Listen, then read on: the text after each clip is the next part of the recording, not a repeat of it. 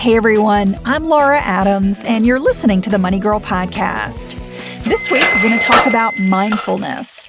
I was first introduced to the concept of mindfulness probably around, I want to say 2000, 2001, about the time that Eckhart Tolle wrote The Power of Now. And if you haven't read that book, it's really pretty amazing.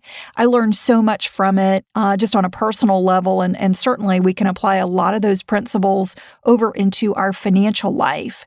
And I have found that there are many ways that being mindful, being in the present moment, can make you a better money manager. So that's what we're going to talk about this week. You'll find the notes for this and every show with the links to any resources that I mention.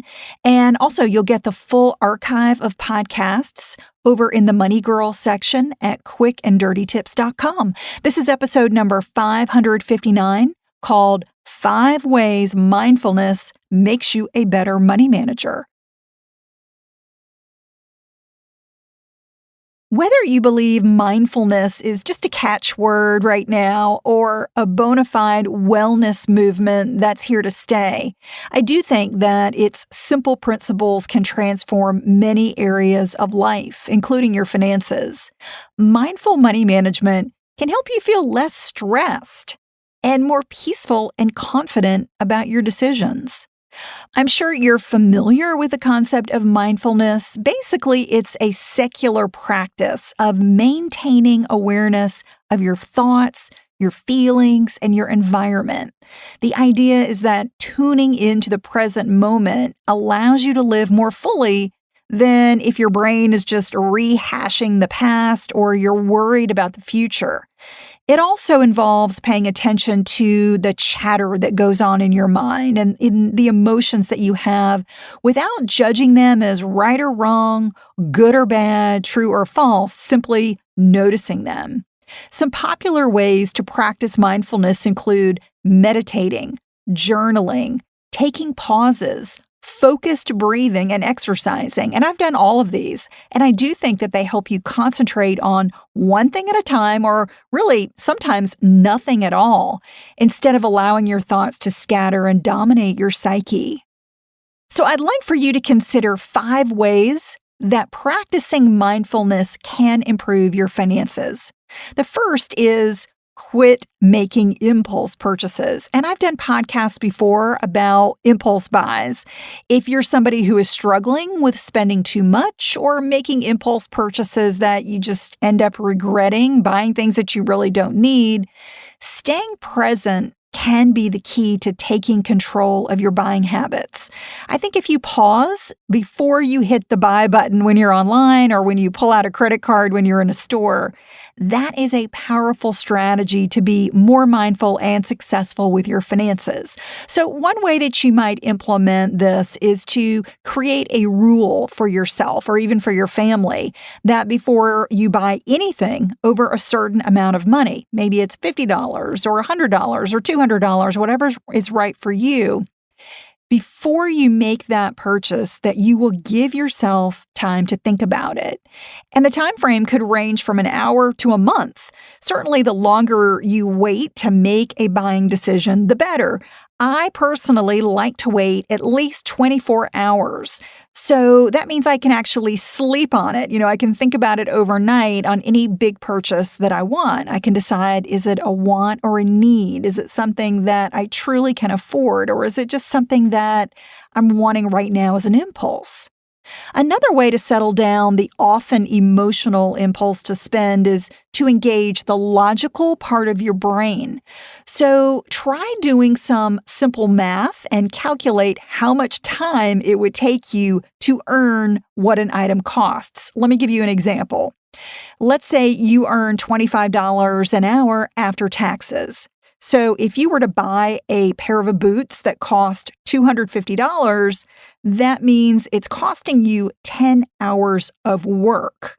Ask yourself, are these boots really worth 10 hours of work? The equivalent of a long work day? Only you can decide the answer to that question. But I would say if you can think about shopping in a more logical way, that can instantly change your mindset so that you're thinking more rationally and logically instead of letting emotions guide you. Putting time between an impulse and the action of that impulse, it's that time, that pause that allows you to make better choices. Then you can reconsider with a clear mind if making a purchase is necessary and if it's in line with your financial goals. The second way to use mindfulness to improve your finances is to dedicate time to tend your finances, just like you might devote time on a regular basis to exercise or go to the gym. Try being consistent with your money management and really being mindful about setting aside time for it. Even dedicating 30 minutes a week can ensure that you're staying in touch with the big picture of your finances. So create some non-negotiable space in your calendar for financial tasks, such as paying bills, reviewing financial transactions, and taking stock of how you're measuring up to your goals. And I really want you to put it in your calendar. I mean, literally write it in or put it in your calendar online.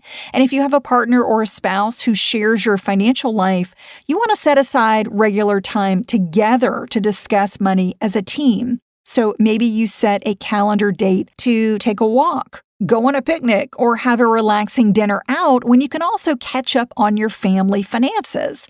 It really is best to talk about money when you're not feeling rushed, you're not feeling stressed. So keep that in mind as well. And if you do set a money date, but some things have come up and you're feeling stressed or there's some problems going on, you probably want to delay it so that you can talk about money another time when you're not feeling quite so emotional. So, what do you discuss when you're on a money date? Well, some good topics are ideas for earning more, ideas for saving more, and how you can get more organized as a household. Also, talk about your dreams for the future so that you can incorporate them into your financial plans. You could also talk about money management with a trusted friend or a family member if you don't have a partner or a spouse to talk about them with. Or you could simply write down your ideas and goals in a journal that you can reflect on. The third way to improve your finances with mindfulness is don't worry about what you cannot control.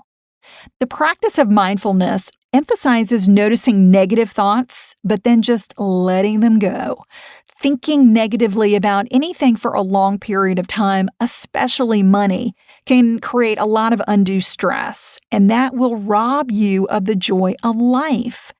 If you discover that you're worried about issues that are just not under your control, maybe you're worried about getting laid off or you're worried about having a large unexpected expense, I want you to turn your attention to what you can control. Ask yourself, what do I want to create with my money? And this will reframe your mindset to be proactive instead of feeling helpless. So if you want more security, you can create more emergency savings or start contributing to a retirement account. Consider the actions and behaviors that you can adopt in the present moment to achieve financial goals that are most important to you, such as creating a spending plan or saving more. If you choose a time or a place to focus on your finances, as we talked about in the previous tip, make that your special time to worry. I mean, I literally mean you can calendar time to worry about your finances. And maybe it's 30 minutes an hour. You set that aside and that's it. Once that allotted time has passed, you want to be disciplined about not letting your thoughts return there. Feeling anxious doesn't help you solve problems and it does not move you closer to your financial goals. So use that focus time to do your worrying, to brainstorm solutions, to talk it over with a friend or a partner. And then once that time is over, you just got to move past it. Raising your awareness about negative thoughts is half the battle. The rest of the battle is deciding to make positive changes, seeking the financial knowledge you need, and simply taking action. All right, getting back to mindfulness. The fourth way that mindfulness can make you a better money manager is making financial decisions with more clarity. If just the idea of making financial decisions, such as choosing investments or shopping insurance, makes you feel uncertain or apprehensive, you're not alone. There isn't always a right or a wrong answer about how we should handle money, and that's the personal part of personal finances. However, using mindfulness techniques, such as pausing, to focus on your breath as it flows in and out of your body, something that simple can help you become more aware of your feelings and your true desires. When you have more conviction about what you want to accomplish with your money, it's easier to drown out distractions, to evaluate potential risk, and to make big financial decisions with a lot more comfort and clarity. And the last way to use mindfulness to improve your finances is staying focused on your financial goals. If you're like many people, you've got really good intentions when it comes to managing your money, but you just haven't followed through. When you understand why you're not taking the initiative to improve your finances, it's much easier to break through roadblocks that are holding you back from financial success.